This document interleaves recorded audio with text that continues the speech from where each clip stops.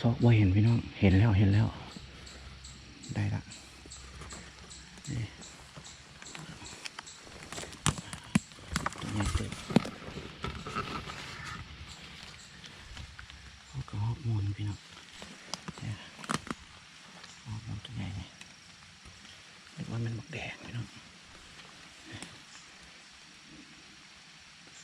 ได้นะเรียกว่าฮอกมูล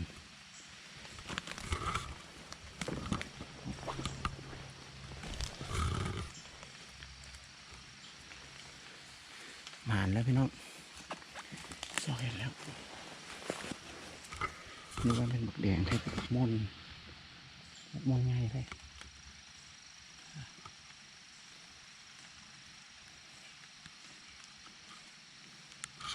ก็ถือว่าหมานนะได้เลยน้อยตัวใหญ่เลยมนใหญ่เลย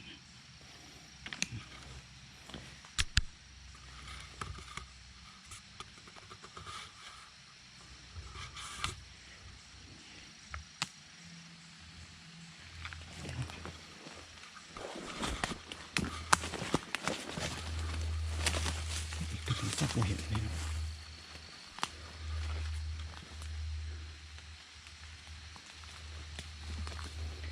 เกือบเสียซอกแม่นเฮ็ดอย่างวะเฮ็ดยังพี่น้องเห็นว่านี่เฮ็ดออกเต็มเลยมันเฮ็ดยังไงเฮ็ดยังนี่ออกลายเลยนี่เต็มเลย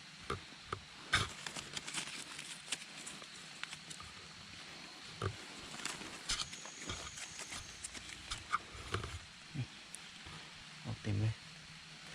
แต่เห็ดพี่น้องที่มันยิงตัวหนึ่งอยู่แต่สองเห็น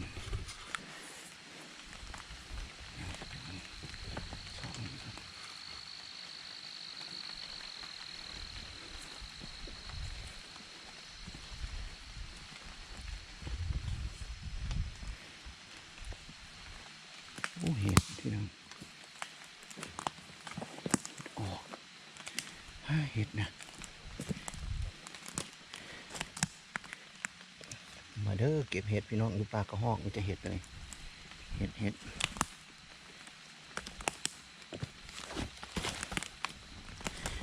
อย่างนี้เห็นไหมเห็ดเต็มเลยอยู่ป่ากระหอกพี่น้องนี่จะเห็ดเลยเห็ดเด้อนี่เด้อกำลังออกเต็มจะเห็ดออกหลายอยู่ทุกเห็ดกำลังออกพี่น้อง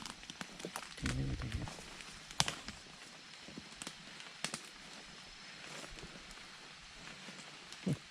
เต็มเลยเห็ดออกเต็มเลยจะเห็ด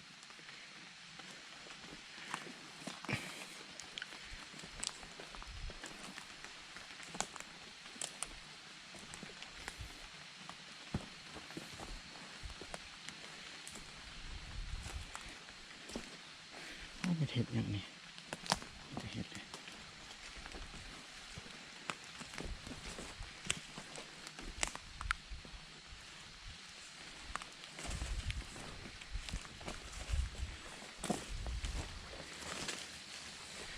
มีต้นนี้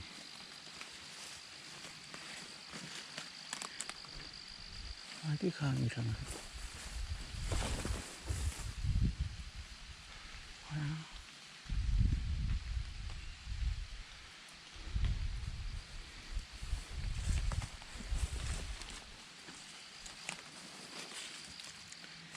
ซอกบ่เห็นนะ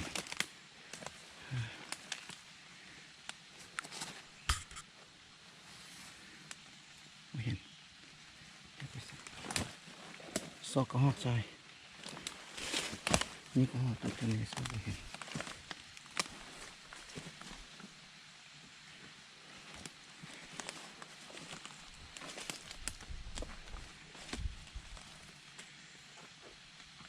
บ่เห็น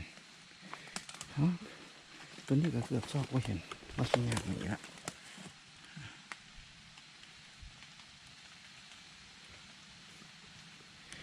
เดี๋ยวสัญญาณมันไปส่ง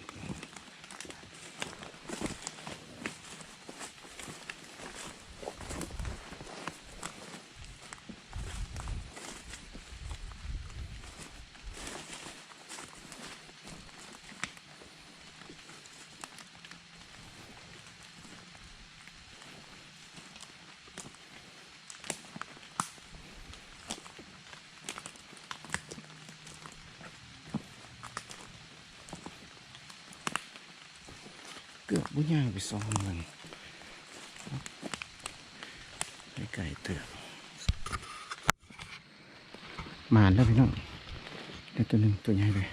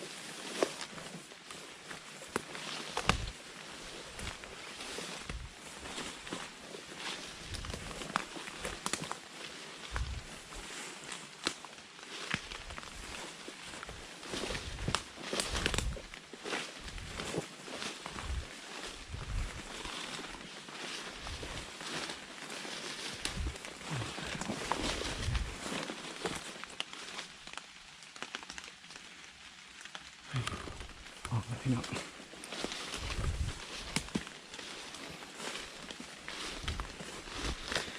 ่เอาให้แสงทาง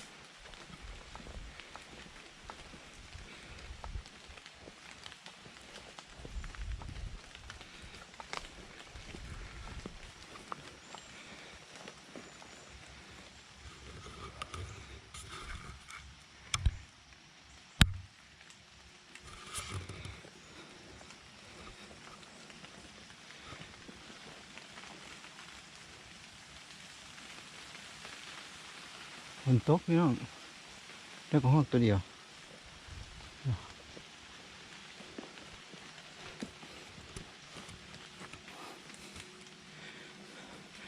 สรุปละ